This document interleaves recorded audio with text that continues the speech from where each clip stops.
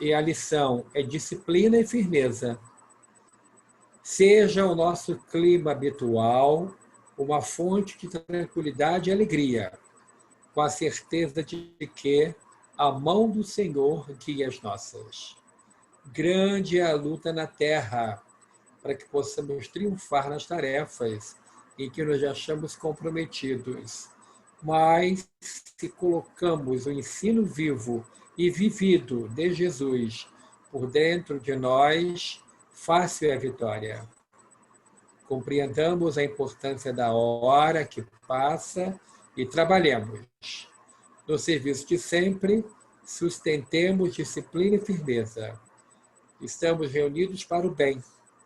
Quanto ao mais, respondamos com serviço a todos os desafios da estrada humana. Vamos então, por favor, de sua prece de abertura dos trabalhos.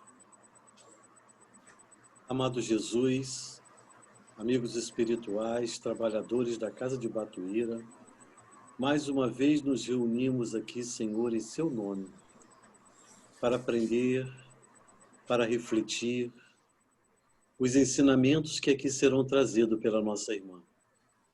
Rogamos que ela seja envolvida pelos espíritos superiores e que dessa forma a sua fala seja de fácil entendimento para todos nós. Que o Senhor, Mestre Jesus, esteja no comando desta sala virtual, onde todos com pensamento elevados a Ti, agradecemos por essa oportunidade. Fique conosco, nos ampare e nos abençoe, hoje e sempre. Que assim seja, graças a Deus.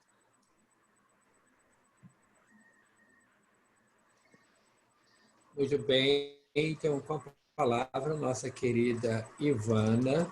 Seja bem-vinda, Ivana. Muito obrigada, Hélio. Boa noite a todos mais uma vez. É com muita alegria que nós estamos juntos aqui, mais uma vez, na Casa de Batuíra.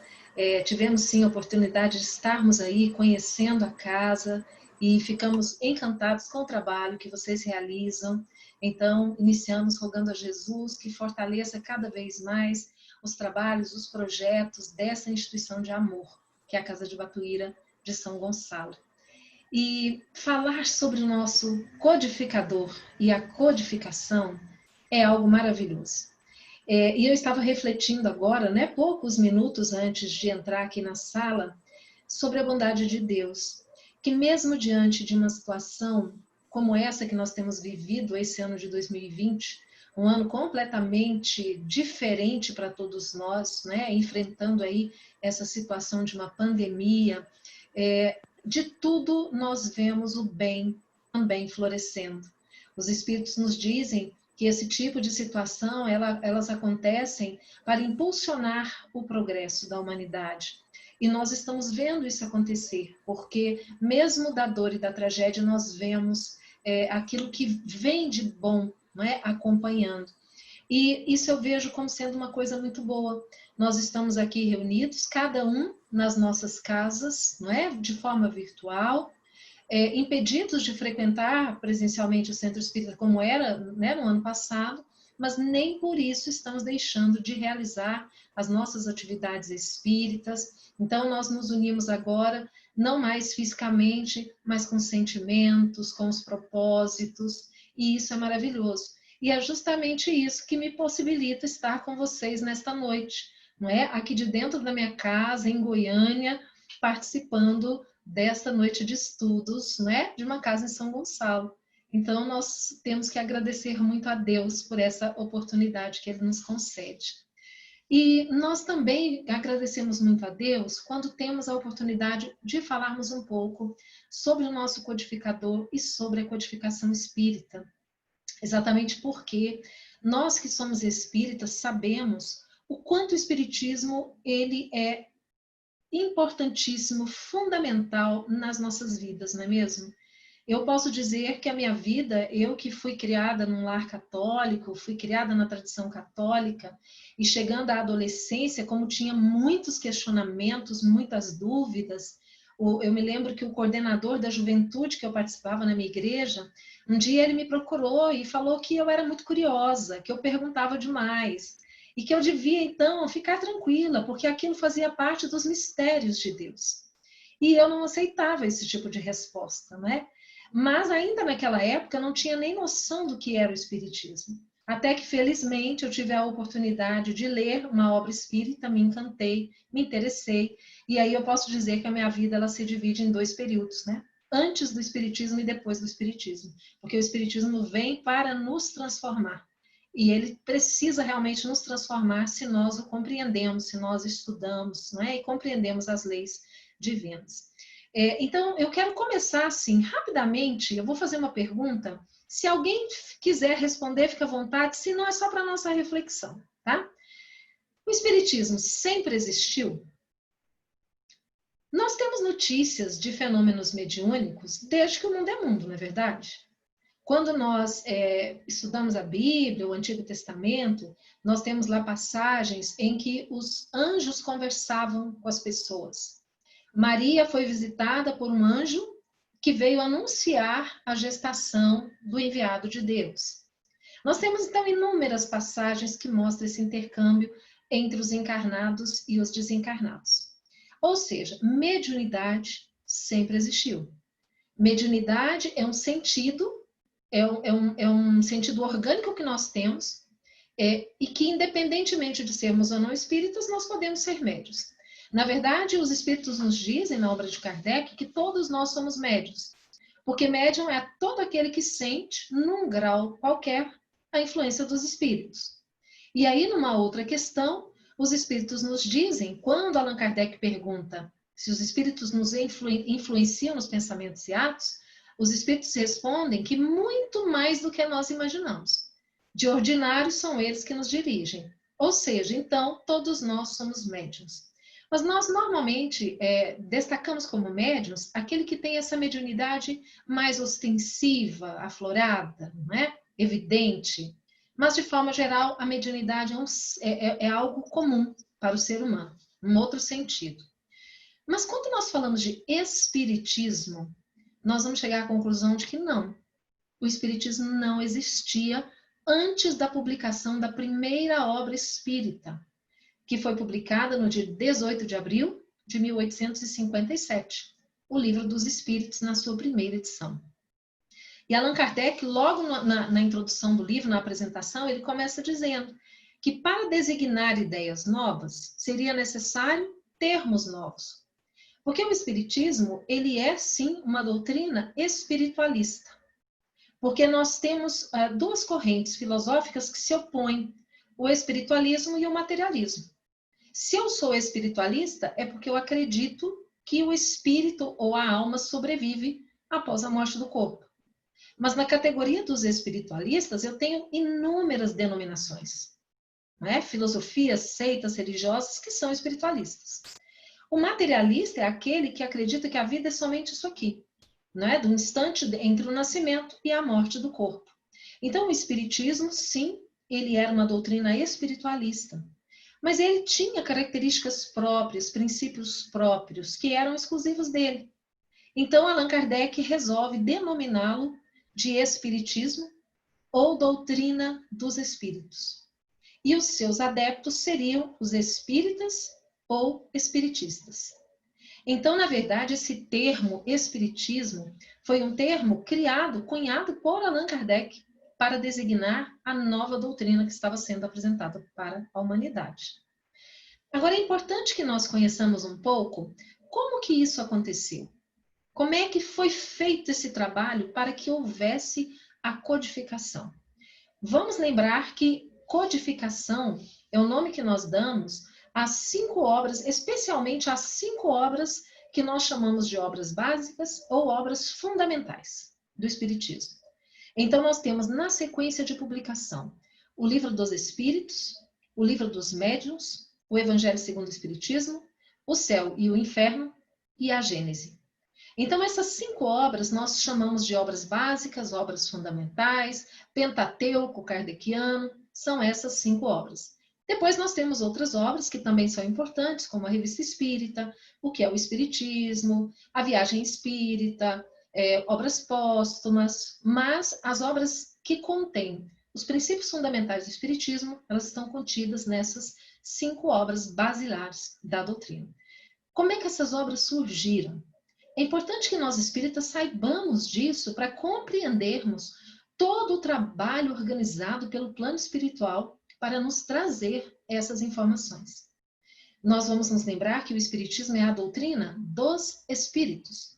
Portanto, foram os espíritos que trouxeram para nós os seus ensinamentos, mas para que esses ensinamentos fossem organizados de forma clara, de forma inteligível, foi necessário o trabalho de muitos médiuns e, especialmente, do nosso codificador, Allan Kardec, que nós vamos ver que nem é o nome dele, é um pseudônimo, não é?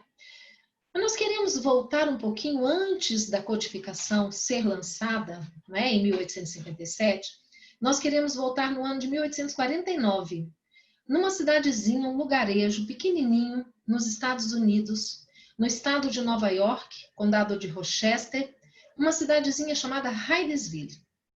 Essa cidadezinha, ela entrou para a história, ela passou a ser conhecida como sendo ali os fenômenos que ali aconteceram, marcaram o surgimento do novo espiritualismo ou o espiritualismo moderno. Que fenômenos foram esses?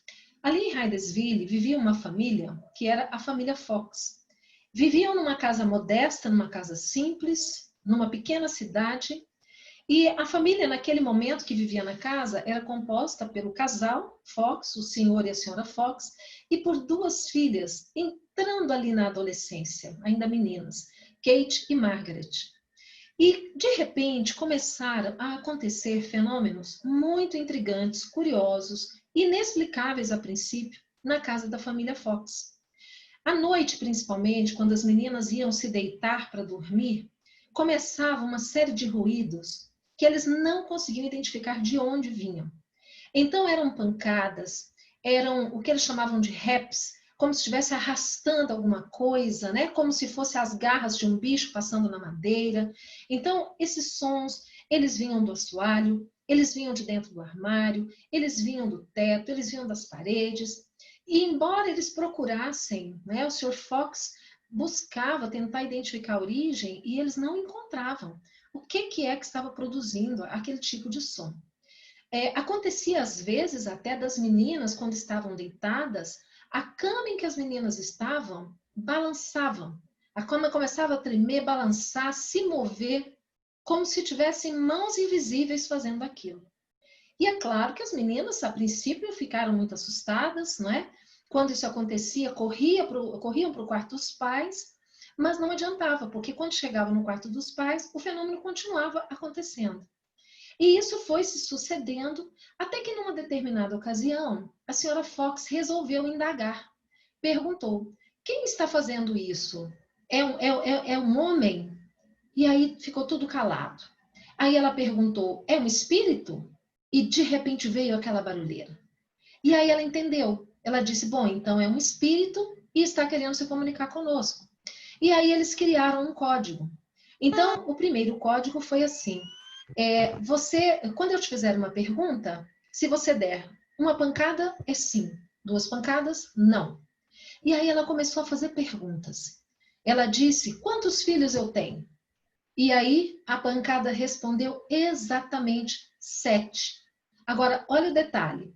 A senhora Fox teve um filho, o mais novinho, que desencarnou com 3 anos.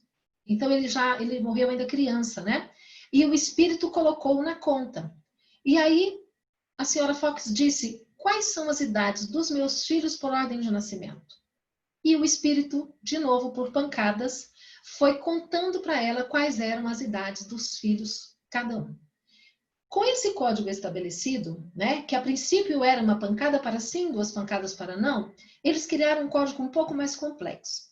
Então, uma pancada representava a letra A, 2 pancadas representavam a letra B, 3 pancadas a letra C, e assim sucessivamente.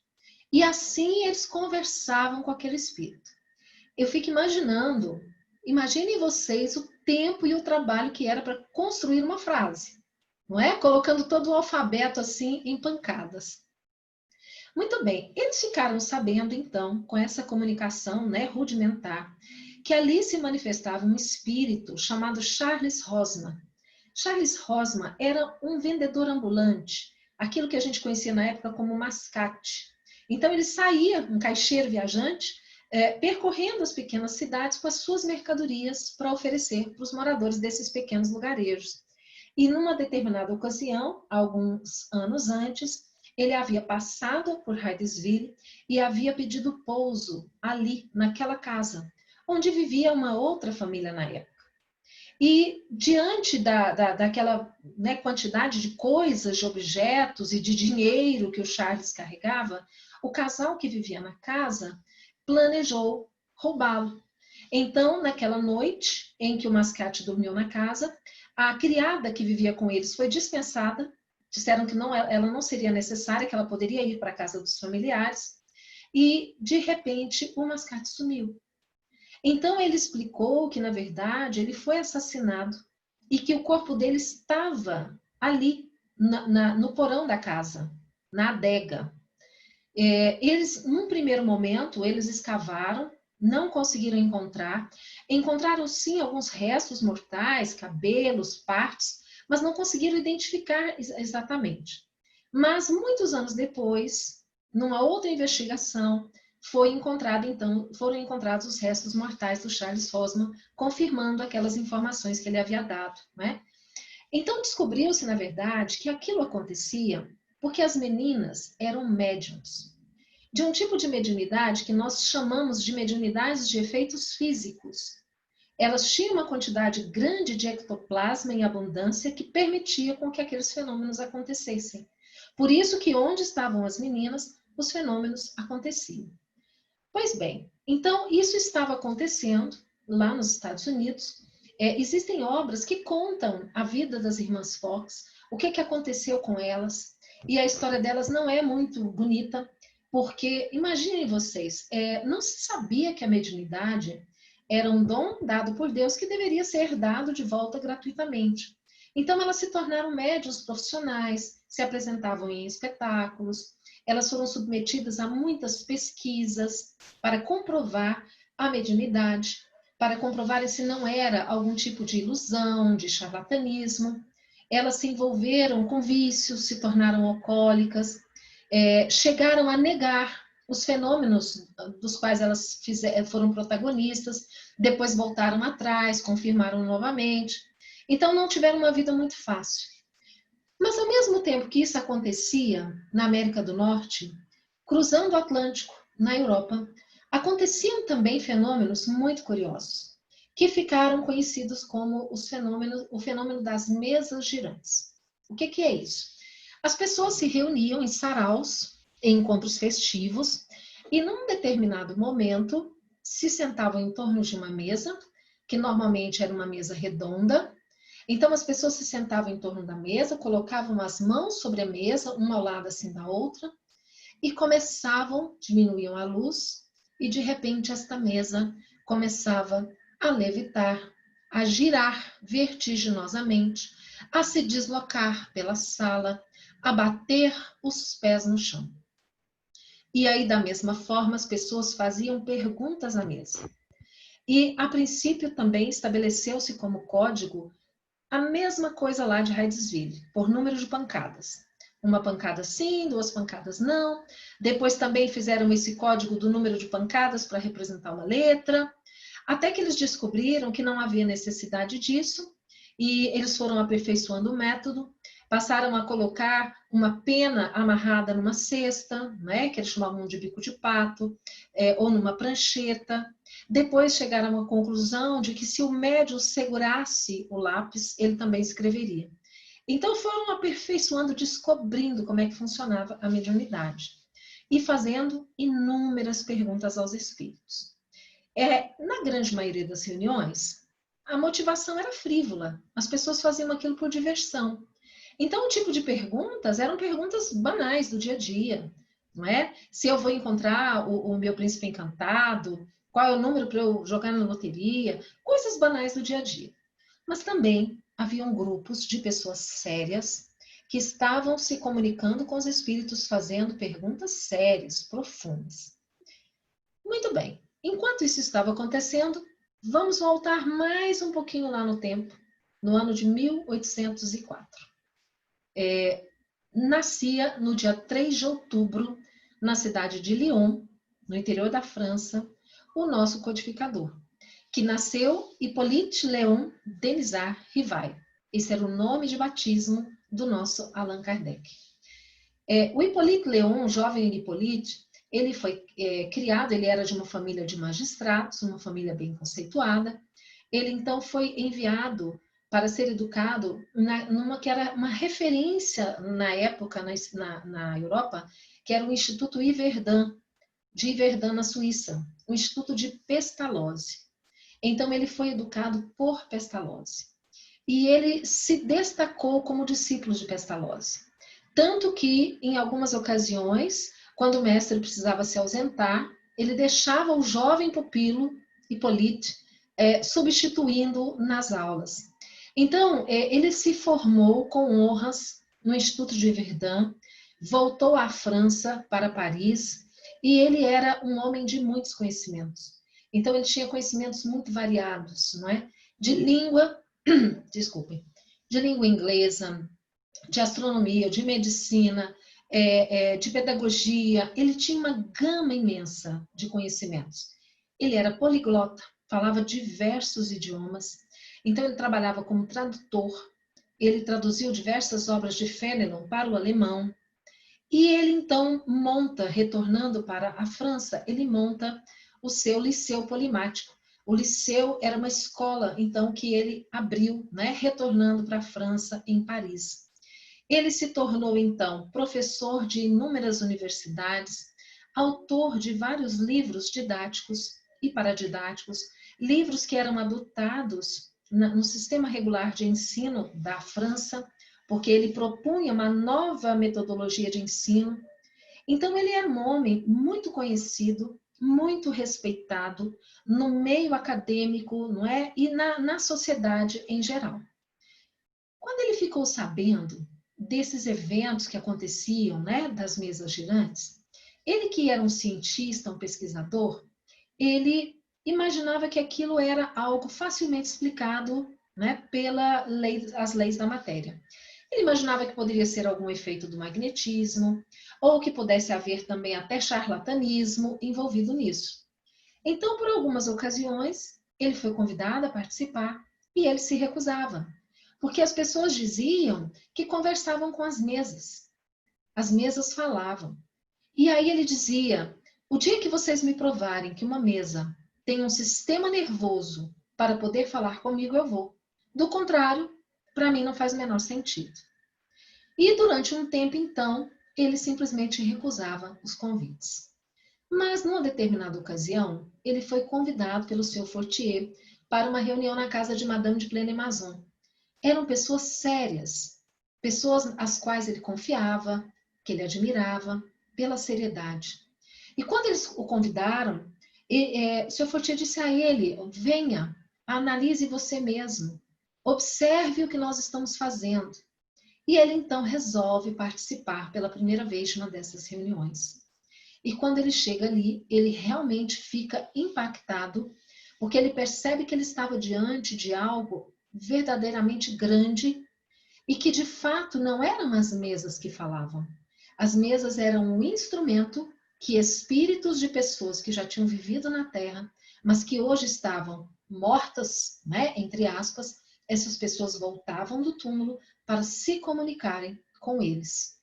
Então, a partir deste momento que ele começa que ele participa dessa primeira reunião, ele resolve investigar mais a fundo a questão. Então, ele começa a participar dessas reuniões assiduamente, ele conhece outras médiums, ele começa a se corresponder com grupos também que faziam esse tipo de pesquisa em outras localidades, tanto na França quanto em outros países da Europa. E o que ele fazia? Ele enviava uma série de perguntas, ele fazia caderninhos com as perguntas e enviava para esses grupos mediúnicos em lugares diversos e solicitava que os grupos fizessem aquelas perguntas aos espíritos e anotassem as respostas e devolvessem para ele. E assim ele foi recolhendo uma quantidade enorme de materiais, de cadernos com essas anotações, de forma que quando ele se dedicou a estudá-las e comparar, ele observou que as perguntas que eram feitas num determinado grupo mediúnico com um médium, numa determinada localidade, era respondida pelos espíritos da mesma forma que por um outro médium, numa outra localidade, sem que eles nem soubessem da existência um do outro. Então, ele chamou a isso de universalidade do ensino dos espíritos.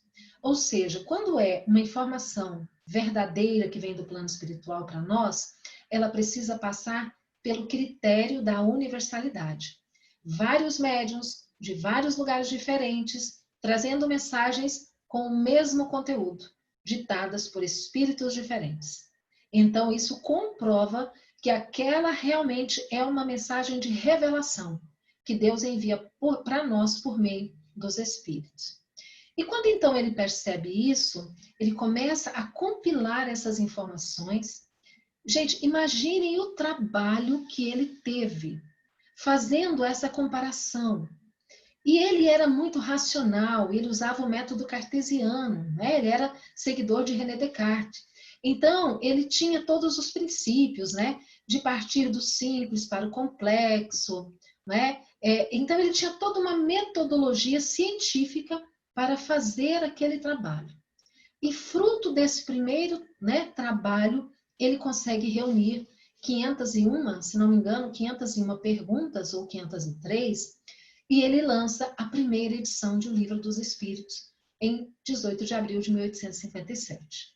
Depois, né, de alguns anos, ele lançaria novamente a segunda edição, já da forma como nós conhecemos, que é com 1018 ou 1019 questões, dependendo da editora, né?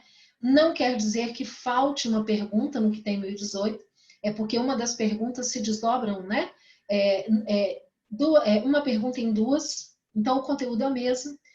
E quando ele lança, então, o Livro dos Espíritos, quando ele vai lançar, ele não gostaria de colocar o nome dele assinando. Porque ele reconhecia que o conteúdo do livro era dos espíritos. Ele teve um trabalho imenso, sim, de organizar, de pesquisar, de compilar, de comparar, mas o conteúdo em si, os ensinamentos, eram dos espíritos. E ele não gostaria de colocar o nome dele para não influenciar na aceitação da obra. Porque ele sabia que, como ele era muito conhecido, o nome dele já poderia influenciar na avaliação do livro.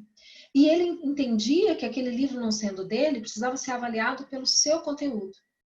E aí, nessa ocasião, um espírito amigo diz a ele que numa reencarnação anterior, ele tinha sido um druida nas Gálias. E que nessa ocasião, ele usava o nome de Allan Kardec. Ele resolve, então, usar um pseudônimo, Allan Kardec, para assinar, responsabilizando-se pelas obras espíritas.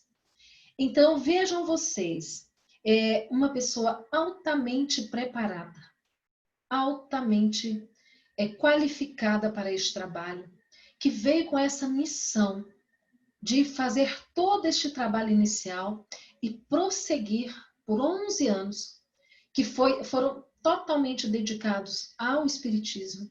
Então, além de lançar essa primeira obra, em 1857, em 1º de abril, em 1º de janeiro, em janeiro do ano seguinte, ele lança a Revista Espírita, que tem um papel importante também, não é? na compreensão do Espiritismo, nos ajuda.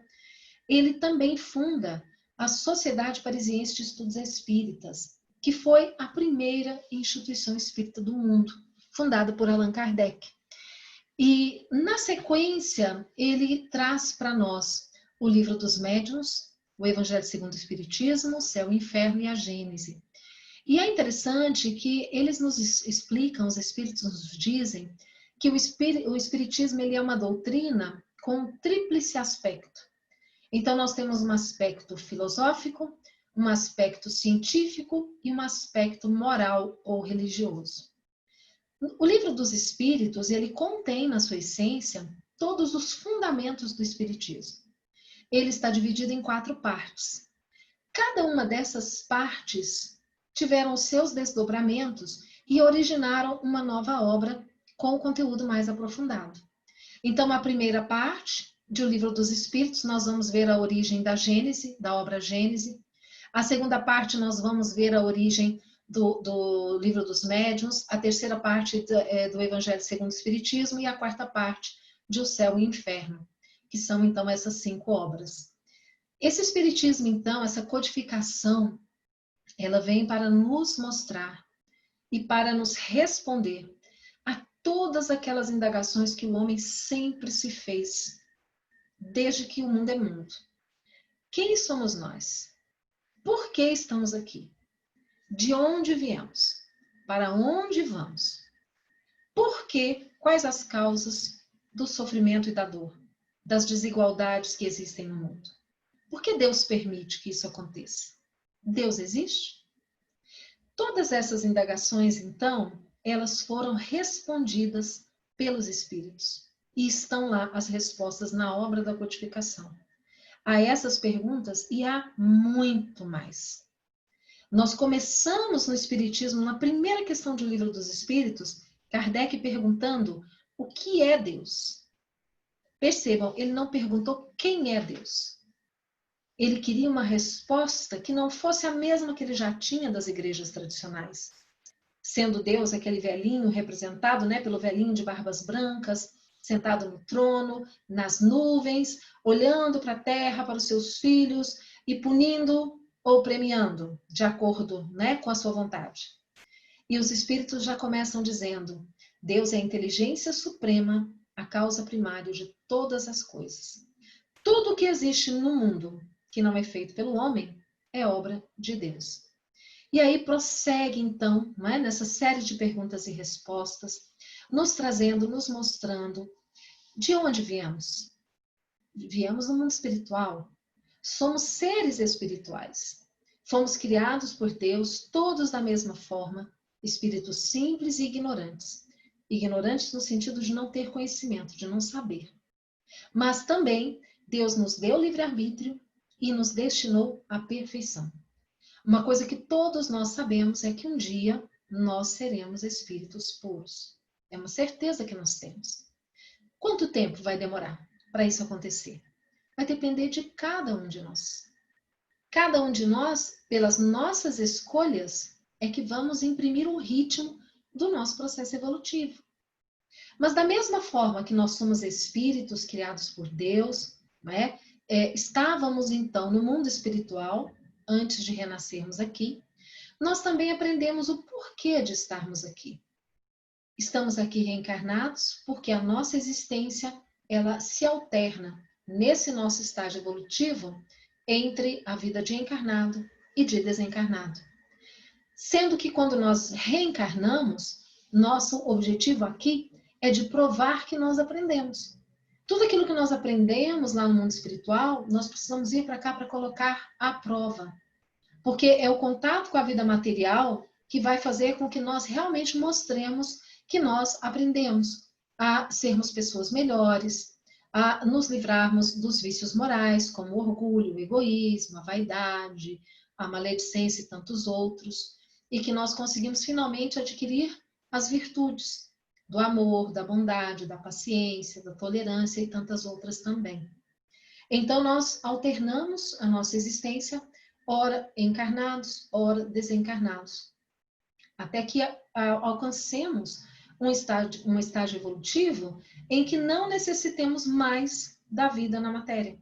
Já superamos esta fase e aí prosseguimos na nossa evolução em mundos mais sutis, em mundos menos materializados, não necessitando da reencarnação. Então, nesse estágio evolutivo que nós estamos, a nossa necessidade era de reencarnar num mundo como a Terra, que é considerado um mundo de provas e expiações. O segundo na categoria espiritual dos mundos. Os primeiros são os mundos primitivos, que são aqueles destinados às primeiras reencarnações humanas. Depois, os mundos de expiações e provas, onde o mal prepondera sobre o bem. Depois, os mundos de regeneração, onde o mal ainda existe, mas já começa a perder forças, o bem já começa a se sobressair. E nós estamos vivendo, segundo os espíritos nos informam, nesse período de transição, em que o planeta está deixando a condição de mundos de expiações e provas para se transformar no mundo de regeneração. Nós que estamos aqui, estamos tendo a oportunidade que Deus nos dá de mostrarmos que merecemos permanecer nesse planeta Terra. Porque aqueles de nós que ainda fomos muito apegados à matéria e muito apegados aos vícios morais, aos vícios de toda sorte, seremos convidados por Deus a reencarnarmos em outros mundos mais atrasados, muitas vezes mundos primitivos, para que possamos valorizar aquilo que perdemos e auxiliar o progresso daqueles que estão na nossa retaguarda, na escalada evolutiva. Nós temos relatos de que isso já aconteceu, inclusive com a vinda de espíritos exilados de Capela, né, que ficam em outro sistema solar, que vieram para a Terra como forma de expiação, né, de valorizar aquilo que não valorizaram lá que tinham, mas também auxiliando o progresso dessa humanidade aqui. Muito bem. E depois da nossa desencarnação, para onde nós vamos? Pela lógica, então, nós compreendemos que nós retornamos ao mundo espiritual.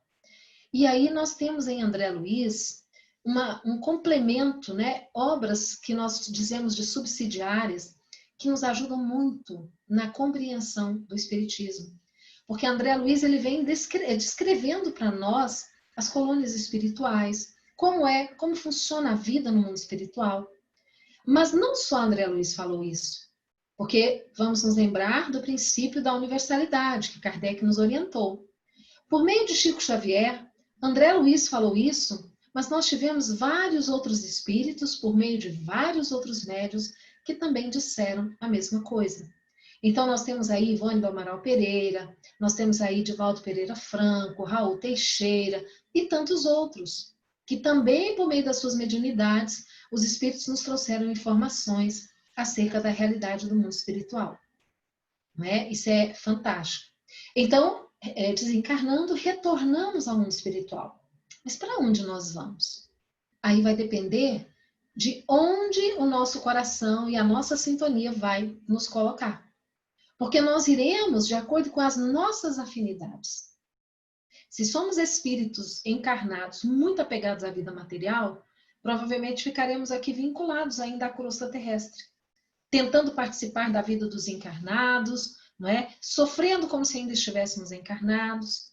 Mas muitas vezes somos conduzidos a colônias espirituais, onde passamos por aquele período inicial de perturbação, que é natural para a maioria de nós quando desencarnamos, mas compreendendo que já estamos numa outra condição, e aí começamos a trabalhar de novo em nosso benefício, no sentido do aprendizado e do planejamento de uma futura reencarnação.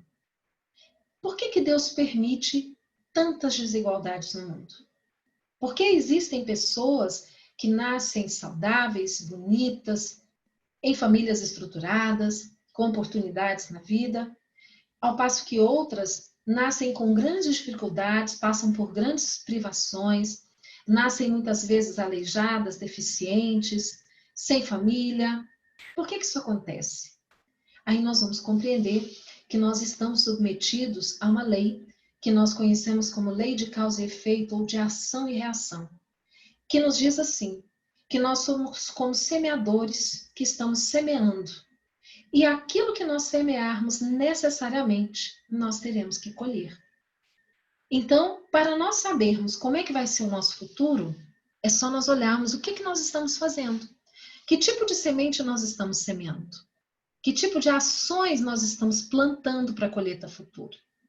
Da mesma forma que quando nós formos avaliar os sofrimentos desta vida, o Espiritismo nos diz que as causas do sofrimento, se não forem encontradas nessa existência, estão em existências do passado. Agora, o que nós não podemos nos esquecer de dois fatores. Nem todo tipo de privação e sofrimento quer dizer expiação. Não quer dizer que eu esteja passando por sofrimento ou por situações difíceis porque eu fiz algo ruim e eu preciso expiar. Não. Isso pode ser também para aprendizado, experiência e até para contribuir com aquela família com a qual eu me vinculei nessa reencarnação, para dar um exemplo de resignação.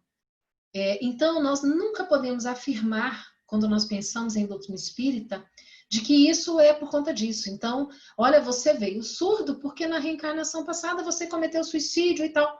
Não, a gente não sabe. Pode ser? Pode, mas também pode não ser. Talvez tenha vindo numa missão de amor para ajudar os familiares que precisavam passar por uma situação daquela. E o outro aspecto que nós não podemos esquecer é que nós aprendemos também com o Espiritismo que o amor cobre a multidão dos pecados. Isso quer dizer o quê? Que os nossos erros do passado, eles podem tanto ser sanados com experiências dolorosas, mas também com amor. Porque quando nós aprendemos a amar, nós apagamos todo o mal que nós fizemos no passado. Então, Deus nos dá essa oportunidade de crescermos sem necessariamente passarmos pela dor. Mas talvez uma dor moral, mas de uma forma que nós nos dediquemos às outras pessoas, que nós vivamos considerando o outro, né, como sendo alguém muito querido que eu preciso ajudar. E dessa forma eu vou conseguindo tirar, né, apagar todo aquele mal que eu possa ter praticado, substituindo o mal pelo bem, pelo amor que eu possa estar praticando agora. Então, o Espiritismo, ele é essa doutrina de tantos aspectos, né? Nós falamos aqui, filosófico, científico, moral. Filosófico porque responde a essas indagações. Científico porque o Kardec se utilizou de um método científico para construir essa doutrina. Então, a mediunidade é o aspecto científico da nossa doutrina, mas é também moral ou religioso, porque traz para nós, de uma forma muito viva, a mensagem de Jesus, que foi tão pouco compreendida por todos nós, e que hoje, com o Espiritismo, nós temos condições de entender o que Jesus quis nos dizer quando ele esteve conosco há mais de 2000 anos. O Espiritismo, portanto, é essa bênção na nossa vida, é essa bênção da reencarnação. E eu gostaria de concluir com uma mensagem que nós vamos encontrar no livro Doutrina de Luz. É uma mensagem de Emmanuel, psicografada por Chico Xavier. E Emmanuel nos diz assim: antes de Kardec, embora não nos faltasse a crença em Jesus, vivíamos na Terra atribulados por flagelos da mente, quais os que expomos. O combate recíproco e incessante entre os discípulos do Evangelho. O cárcere das interpretações literais. O espírito de seita. A intransigência delituosa. A obsessão sem remédio. O anátema nas áreas da filosofia e da ciência. O cativeiro aos rituais. A dependência quase absoluta dos templos de pedra para as tarefas da edificação íntima. E eu quero fazer uma pausa aqui para nós comentarmos, né? Que coisa maravilhosa é isso. Quando ele fala aqui do cativeiro aos rituais, a doutrina espírita não tem ritual. Nós trabalhamos com simplicidade, focando no seu ensinamento, na lei de amor que nos rege, não é? A questão dos templos, né? Nós não estamos preocupados na edificação dos templos, porque o templo é no nosso coração. Estamos hoje aqui diante de um templo divino, o altar dos nossos corações, cada um nas nossas casas, não é? Bom, continuando Emmanuel, a preocupação de hegemonia religiosa, a tirania do medo ante as sombrias perspectivas do além-túmulo, porque não se conhecia. Esperava-se pelo céu ou pelo inferno. E o Espiritismo veio nos mostrar que céu e inferno são estados de alma. Muito bem. O pavor da morte pelo suposto fim da vida, que nós temos certeza que não acaba. Depois de Kardec, porém, com a fé raciocinada nos ensinamentos de Jesus, o mundo encontra no Espiritismo evangélico benefícios incalculáveis, como sejam a libertação das consciências, a luz para o caminho espiritual, a dignificação do serviço ao próximo, o discernimento, o livre acesso ao estudo da lei de causa e efeito, com a reencarnação explicando as origens do sofrimento e as desigualdades sociais, o esclarecimento da mediunidade e a cura dos processos obsessivos, a certeza da vida após a morte, o intercâmbio com os entes queridos domiciliados no além. Pensem que maravilhoso, meus irmãos. Quantos corações de pais, de mães, de esposa, de filhos foram acalentados por receberem uma mensagem do além, pelas mediunidades de Chico Xavier e de tantos outros médiuns abnegados, não é? De volta à seara da esperança, o clima da verdadeira compreensão humana, o lar da fraternidade entre todas as criaturas, a escola do conhecimento superior, desvendando as trilhas da evolução e a multiplicidade das moradas nos domínios do universo. O Espiritismo nos dizendo que na casa do Pai há muitas moradas. As estrelas que vemos no céu não servem apenas para embelezar as nossas vistas. Representam inúmeras outras moradas que Deus oferece aos seus filhos, aos espíritos. Jesus, o amor. Kardec, o raciocínio. Jesus, o mestre. Kardec, o apóstolo. Seguir o Cristo de Deus, com a luz que Allan Kardec acende em nossos corações, é a norma renovadora que nos fará alcançar a sublimação do próprio Espírito em louvor da vida maior. Então, é a mensagem de Emmanuel que está no livro Doutrina de Luz, a lição chamada Reverenciando Kardec, ditada por Emmanuel. Então, nós, com essa mensagem, né, nós podemos mais uma vez refletirmos na bênção que é o Espiritismo nas nossas vidas. Então, toda a nossa gratidão a Kardec pelo imenso trabalho que teve, aos espíritos amigos e benfeitores que, coordenados pelo Espírito de Verdade, por Jesus, nos trouxeram o Consolador prometido, a doutrina de amor e consolação que é o Espiritismo. Eu agradeço muito pela atenção de todos vocês, que Jesus possa fortalecer a nossa fé, para que cada vez mais nós possamos nos tornar pessoas melhores com o conhecimento que o Espiritismo nos traz. Muito obrigada.